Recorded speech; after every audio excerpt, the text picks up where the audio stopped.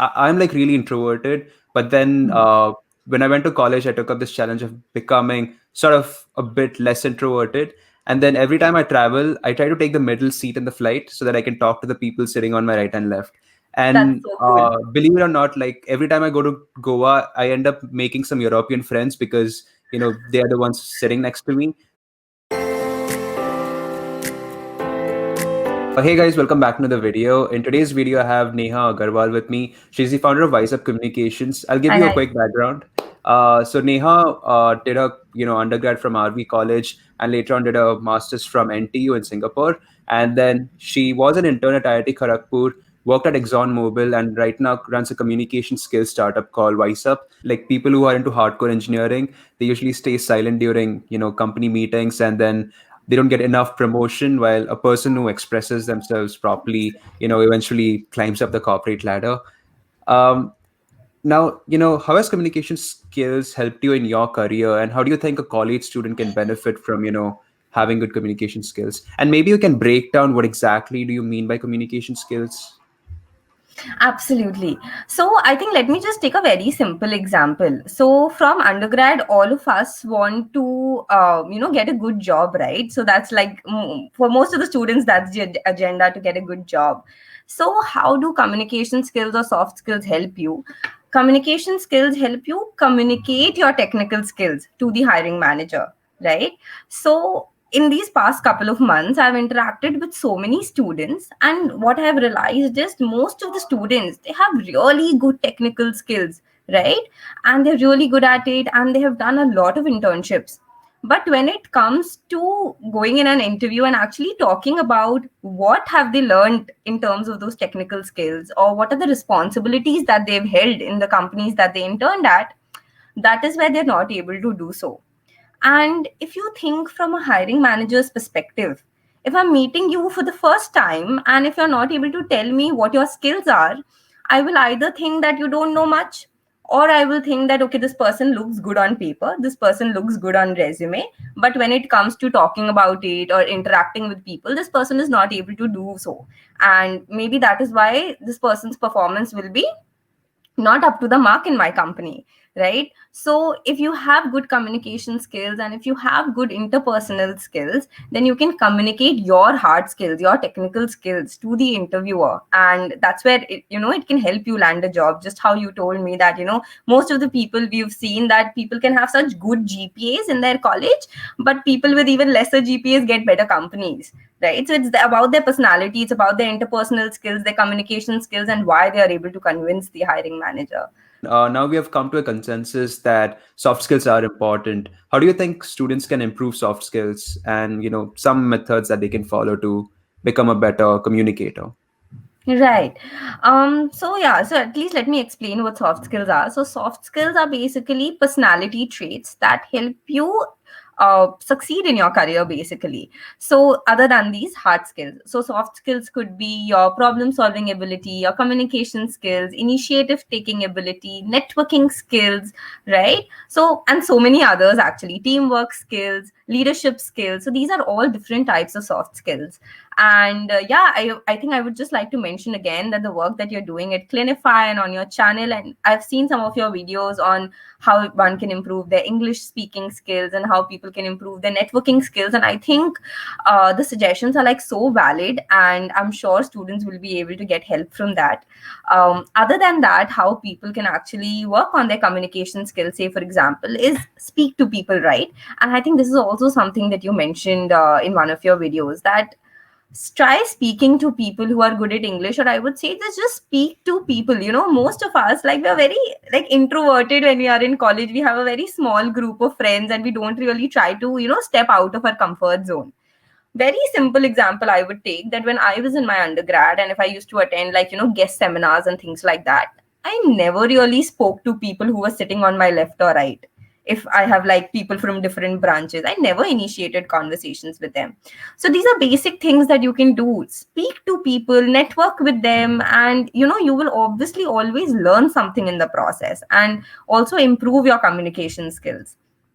Other than that, I think if somebody wants to improve their writing skills, then something that works really well is to engage in like a peer to peer tutor, relationship.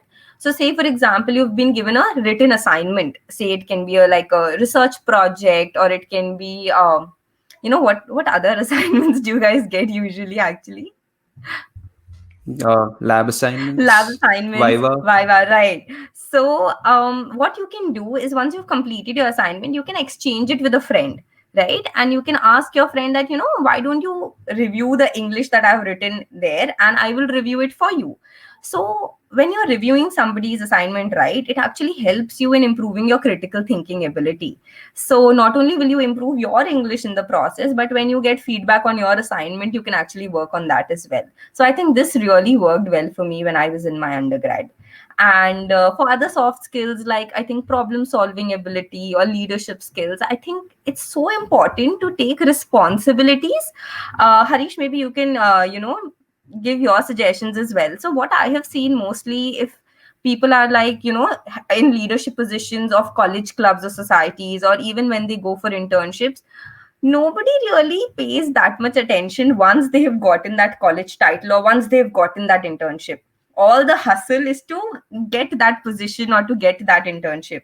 But once people are in that role, then they don't care about it so much. So I think what's important is to take that initiative to do something for your college club or society, or to contribute to your internship, and that will also help you in showing the company or showing the organization that you really care about them. And when you solve challenges in your college club or in the internship, that will also help you improve your problem solving skills. So what do you think about that? Does that really happen in college? Yeah, so there's a club called Center for Entrepreneurial Leadership in our college, Hmm. and initially, I mean, I was a core member, but then when you're in your third year, if you want, you can opt for the position of responsibility. Initially, I was really hesitant to go and interview for the position of responsibility. By the end, I was like, yeah, do what excites, and I just went for it, and ended up Right. becoming the president and leading a team of like 30, 40 people. And that was a really good experience, right? Having a common vision and aligning their vision, Correct. mobilizing a team. It's a really cool experience, and I feel taking up leadership positions, especially in college clubs, it could even be something like a sport team, could be even Absolutely. leading a team of 5 people in a lab Absolutely. assignment. It's more like understanding how people's mental behaviors happen Teaches and you then like aligning people them. skills, right? How to stay Exactly, with yeah, people, people how to skills. network with them, your teamwork skills, everything I think Hmm. improves in the process. Yeah, So that's yeah. very important. Yeah, yeah, I you're think that right. just helps you in the future when you work for a startup or a corporate as well. Correct. Yeah. And as far as talking is concerned, I'm like really introverted. But then Hmm. when I went to college, I took up this challenge of becoming sort of a bit less introverted. And then every time I travel, I try to take the middle seat in the flight so that I can talk to the people sitting on my right and left. That's And so cool. believe it or not, like every time I go to Goa, I end up making some European friends because they are the ones sitting next to me. Learn so much Exactly. about Yeah. their culture, where they come from, and all these things just by speaking and just by initiating conversations. It's amazing. Yeah. Yeah. Like I Yeah. met a really popular singer.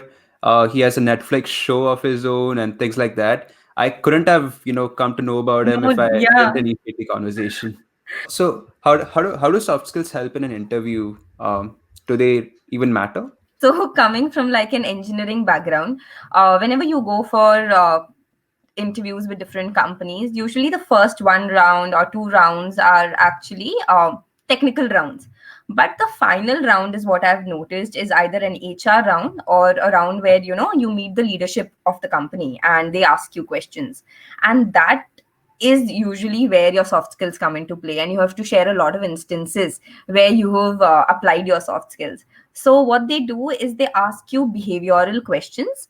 So what are behavioral questions? These questions are to test your soft skills, to test your problem solving skills, test your communication skills, your adaptability to different situations.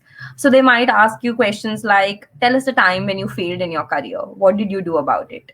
Or tell us a time when you were in a very high pressure work environment, so how did you manage that? Or tell us a time when you had a conflict with a team member, what did you do about it? So these questions are to see how well you are able to adapt to these situations and how do you manage these situations, because these are things that you will face time and again when you're working in a company, and these things test your soft skills. So when you participate in college for different activities and, as I said, different leadership positions, it gives you an opportunity to experience these things. And when you go in an interview, you can share these examples, share these experiences with the interviewing committee and tell them why you're like a perfect person for that job. Thanks a lot, Neha. Appreciate you taking out time and helping our students. I'm pretty sure people might have gotten some communication tips, and maybe it'll help them in their interview, or maybe it'll make them less introverted and put themselves into comfortable situations. Thanks, Harish. Thank you so much for having me. And I had a great time talking to you. So thanks a lot. Likewise.